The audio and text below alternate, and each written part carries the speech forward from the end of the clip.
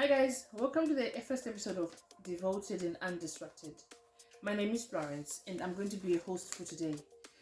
This episode or the series that I would want us to talk to about is I'm a mother, I'm married, I'm a wife. And as a Christian woman, as a Christian young girl, I was raised in a Christian family. And now I'm realizing most of the things whereby when you get into marriage, we don't get much of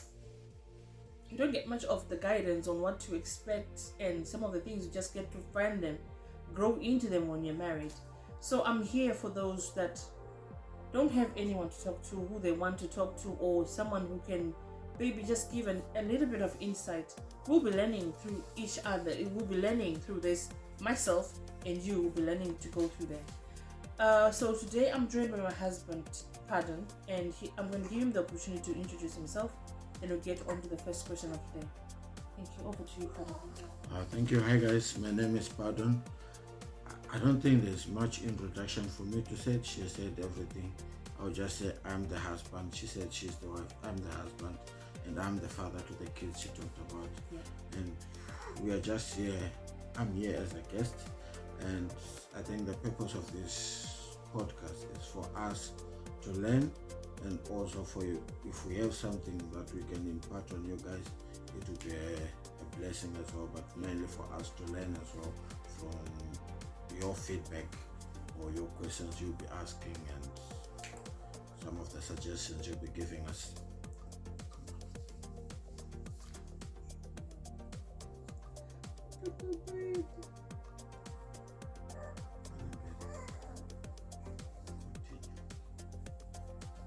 Okay, so thank you very much for that, Pardon. And the first question that I would want to say is, what are the expectations would a man or a young man have before marriage or wanting to get married? What would you say? And Karora, I'm looking for this in a wife. Mkazi wangu, I want to takadai in the Latin. Or I would want to hear it from you, because growing up, we build castles in the air. But when it's now reality, there's a bit of a difficulty in adjusting to it. Okay, thank you for the question. It's a difficult one. I'll try to answer to the best of my knowledge and my thinking. I think the first thing as a young man, I'll be looking forward to, I'll be looking to get for a wife is, I would say, a friend. When I say a friend, is someone where you can share life's experiences with, someone you can grow together with, someone you can share the deeper secrets with. And also, I guess in sharing those deeper secrets, that person, if they're Christian like you, or if you're both Christians, they become your prayer partner. And I think it's an important thing for a young man when looking for a wife, if they're Christian, to find someone of like precious faith who is also a Christian, so that they'll be like partners in prayer, and everything you do, you are all based on the word of God. Yeah. That's great. Want to eat some more? Or? Maybe also I would say someone who is mature emotionally, spiritually, because obviously you don't want to be marrying a child. Because you as a man as well, there are a lot of things you have to learn from the woman. Then when you marry someone who is not mature, I don't know who's going to teach other or help each other, since the wife is said to be the help. I would say maybe on maturity it's like some shock absorbers, because sometimes I'm looking into what happens. It's not always fighting, and it's not physical fighting, but sometimes there's something someone does that you don't like, and when you speak it out, it brings out so it needs a cooling effect. When mwakaita hasha umondo neutralizer kuti there's something in that man. So when one is not mature, every day will be indeed, yeah, it's nothing like this, but no, that's how you build a relationship. That's how you build a home. Yeah. The road, even the roads that we travel in when driving, they're bumpy. They're not always straight. They're curvy. They go uphill. They go downhill. So such is life. Sometimes you gain weight. Sometimes you lose it. So it's neither. Nothing is perfect. Only God is perfect. That's how maybe I can say. Thank you very much for that. That was a good one. Thank you for the addition as well. Yeah. All right. Yeah. So in a home setting, in a home, maybe perhaps you're now set, your family, everything is going on well for you. What would you give insight on a woman? What would you say? Sorry, let me redo this. Now that you're set, you have your wife and she's working. How would you advise or how would you give a man who doesn't have the advantages and the more like I would say the advantages and the disadvantages of a woman working? I know there are little disadvantages, but there are more of the advantages. How would you give that advice to a man so that they'll be able to understand what they're missing on how they're going about with their lives? Okay, thank you for the question. On the advantages and disadvantages, I think this question I might want to put it on to our listeners if they have suggestions on the advantages of your wife working or disadvantages, you can put them through. But I think looking at the wife working, I think the main thing is for the two of you to agree on it before you go into before she goes into employment. Maybe the two of you sit down, discuss the limitations and everything, why you are doing that and why she's going to work, and if there's help needed at home, who's going to cover that, and how are you going to share those duties, I would say. Because like we said before, you are partners already. We're talking of partners in prayer, but you are partners in this life. You are partners in business, even because even as a man, you have started your own business. You're doing your own business. I think naturally your wife becomes your partner, and that they are there for you. They are taking care of you even when you are not in the office. When you're at home, they're taking care of you. They are a partner as well because they are adding on value to the business by taking care of you. So I think since you're partners, you you can sit down and agree or disagree with your wife on Certain areas. certain areas, or what your goal is as a family, and what's the reason for her to go to work and for you as well to go to work, and things like that. I'm saying this because for us, we are living in Ireland, which is a first world. It's a different setup, like from back home, where you can easily get someone to come in and help with a child, and you get them at a fairly cheap price. But when you are over here in these first world countries, uh, they have regulations on employment, like say minimum wage, of which if you go to work you are just above that minimum wage, so you can't afford to pay a maid to take care of the kids, so one of you has to do that.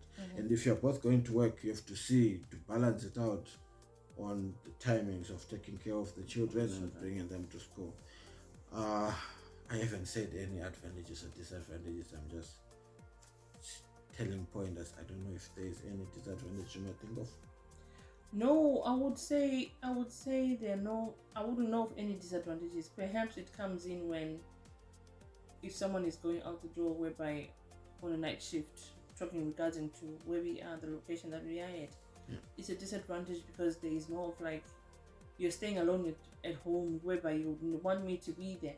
That's the any bit of a disadvantage. But back home, in this maybe like still Christian setup in the background where we were raised on how he was raised, I would say most of us are then told to take a sit or maybe sit at home, be a housewife, because that's the part and parcel of you being married. But we then say nowadays, I would say financially, not each and every family is getting enough for them. Another thing, another pointer that I would want to give to you is these men, our husbands. Should I hide? No, don't hide. Okay. I don't want you to hide. You know, Maybe I should hide. no, you shouldn't hide. Okay. What really happens is you're getting married to him, but it's difficult for him to just say, I'm focusing my life on my wife and my child. No. It's easy for me to forget, to say, okay, fine, I'm focused on my family. Very easy. The first days are difficult, but it's very easy for you to go. But when it comes to him, I'm not gonna say the other word that we give it a name. We have a code name for that, but I know many people know about it. But I'm not gonna say it out now. But there are parents that need to be taken care of, and the in-laws issues. Or whatnot, but that's not it.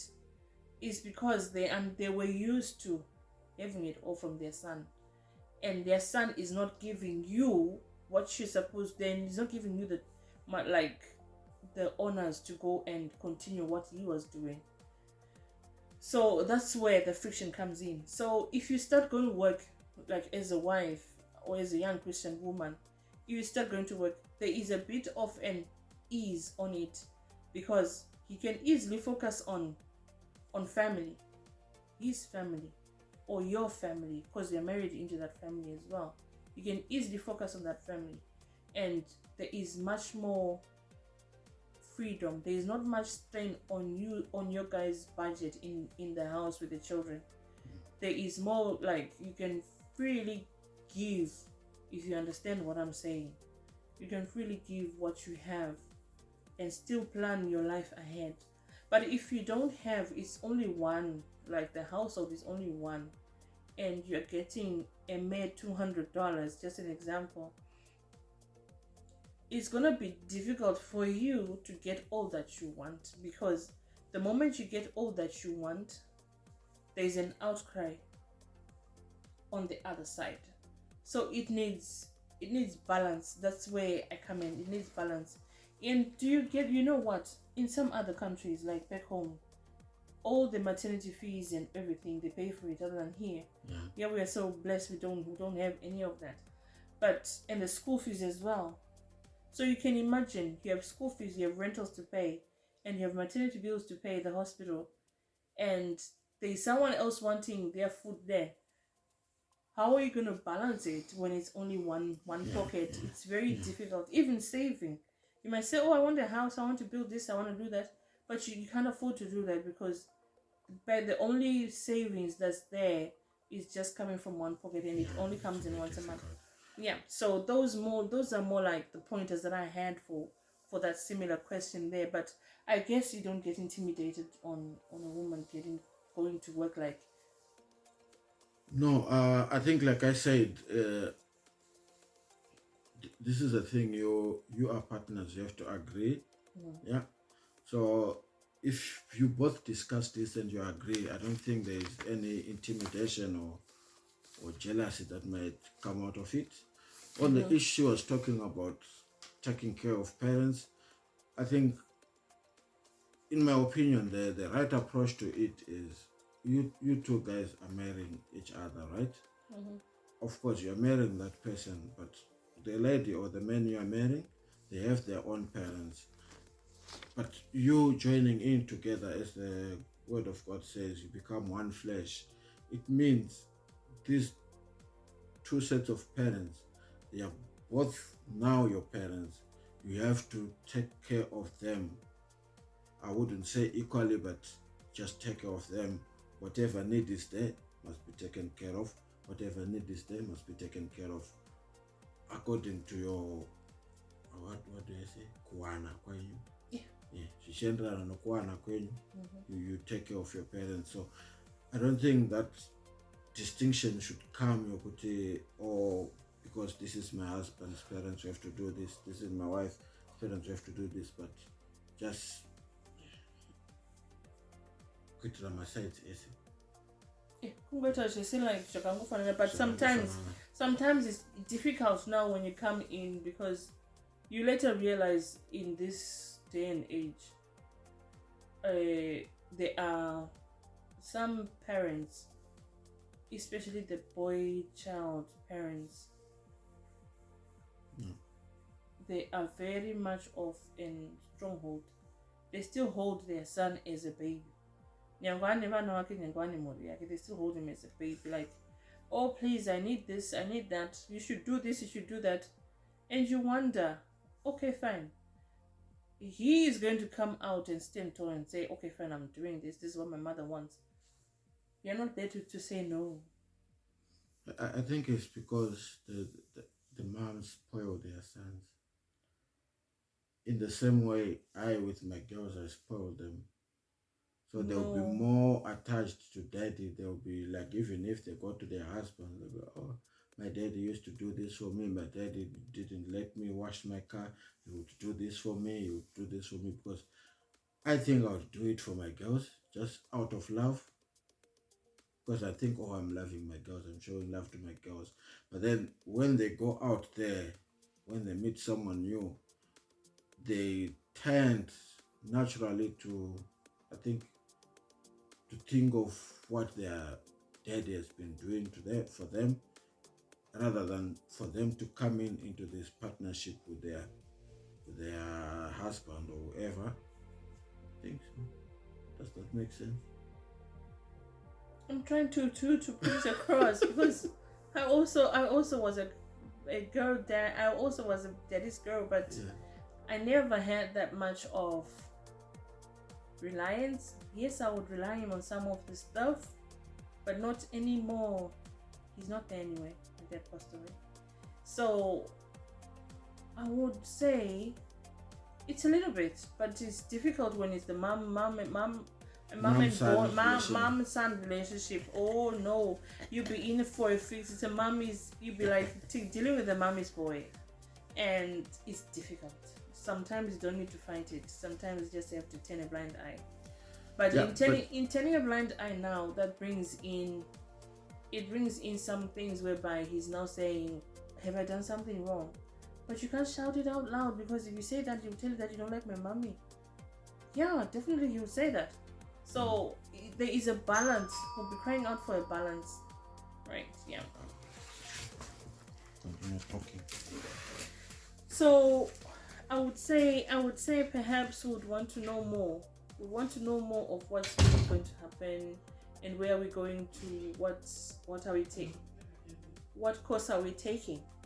And in addition to that, I would say perhaps if you have any questions regarding the issue that I'm talking about, the mommy and the boys and son relationship and the likes, it's one of the most affecting pointers financially in most homes, because some they don't even know what to do, or how to carry themselves around. It's like every now and then, you should come visit me, you should come do this, you should come do that, but they don't consider the next person. Like myself, if anything of that is happening, sometimes I then push things back. I'm like, no, let them take control, let them take the lead. You have your child, you have your children, you can do what you want with the children.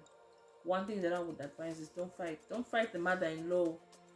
You don't fight the son. Let them go with their relationship. It will soon be your chance. Yeah, I'd say so.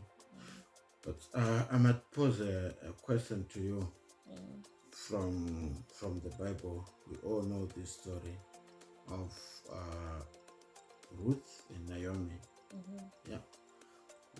What do you think was the relationship like between Ruth and Naomi when Naomi's sons were still alive? Or Ruth's husband was still alive? What do you think the relationship was like? For the one in the Bible, like the Ruth story is that's a good question that you have posed to me. Ruth was like, she was sold completely. So she was like, I'm married to this man, I love him, and I love his family. And she loved her mother-in-law like her own. Yes. I would say that was the relationship that was there. With Opa, it was a different issue. Instead, it was a different issue altogether. She only was there for the son, and when the son passed away, I said, no, I'm not going to go with you. Yeah, but anything else you want me to add on to that? No, I think that that was a good answer you gave. That she was really sold into it. It's my way of looking at it that maybe this guy, which one was it, Malon or Chila, whoever. I think he got, I would say, a mature wife, spiritually and emotionally, who came in the family with a mature mindset. I think that's what you were trying to say, that sometimes you have to just go with the flow. Then I think that bit shows maturity as well, not you trying to fight the relationship. Because once you speak against that relationship, it will also sour your own relationship with your husband. Would you agree? If you want to try to come between the mom and son, it will sour your relationship. Anyway, forgive me. I'm going to pose a question as well to him regarding this. It's a question that you've asked me, but there's a scripture in the Bible. Yeah. In Genesis, therefore a man shall leave his father and mother and cleave unto his wife. I think those scriptures in that they answer each other nice and fairly, because there's no mother-son relationship when there is a wife. If there was a mother-son relationship, why would you find a wife? I would want. Can you please respond to this? Can you please respond to this in the comment section below? We'll further discuss it on the next episode once we receive all the questions there. Yeah, anyway, and all the suggestions. And all the suggestions We're that just trying to poke your minds. You're just trying to see where we'll get through with this. And please don't forget to comment, share, like, and subscribe. And also hit the notification bell so that whenever we put a new episode, you'll be alerted on your phone or wherever you are to just hear the next episode. Thank you guys for watching, and thank you guys for your support. It's a goodbye from me. Be kind to everyone and uplift each other. Let's uplift each other in this walk of life. God bless. Bye. Cheers.